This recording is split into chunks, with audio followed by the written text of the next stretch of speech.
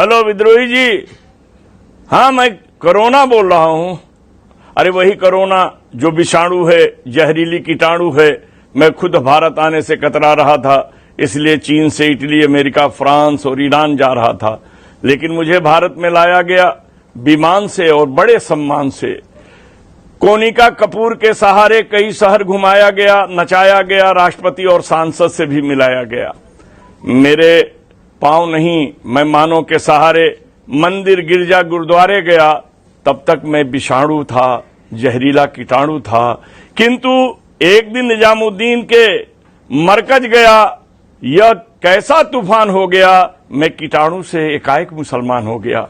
मैं तब से परेशान हो गया। मेरी आपसे विनती है कि आप मेरी समस्या को सुलझाइए, मेरी पीड़ा को रवीश कुमार तक पहुंचाइए, मुझे अपनी जन्मभूमि तक पहुंचाइए, क्योंकि लोगों ने सम्मान से ताली थाली बजाया है। मेरे नाम पर एक दीप जलाकर दिवाली भी मनाया है। कुछ लोगों ने नाचा है डांडिया, मुझसे खतरनाक है यहाँ की कुछ मीडिया। मैं परेशान हूं कि कैसे घर जाऊंगा। मैं परेशान हूं कि कैसे घर जाऊंगा। अगर जल्दी नहीं गया तो मैं हिंदू मुसलमान की शोर में ही मर जाऊंगा।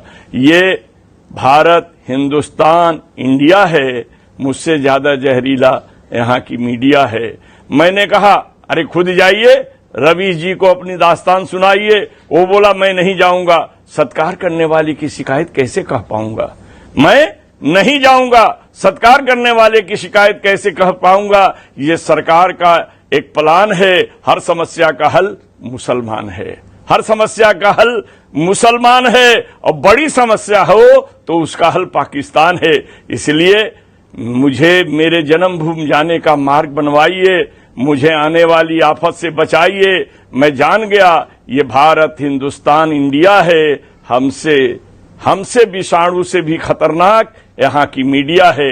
विद्रोही, इस मीडिया को सलाम कीजिए। जितना कह रहा हूं उतना काम कीजिए, जितना कह रहा हूं उतना काम कीजिए।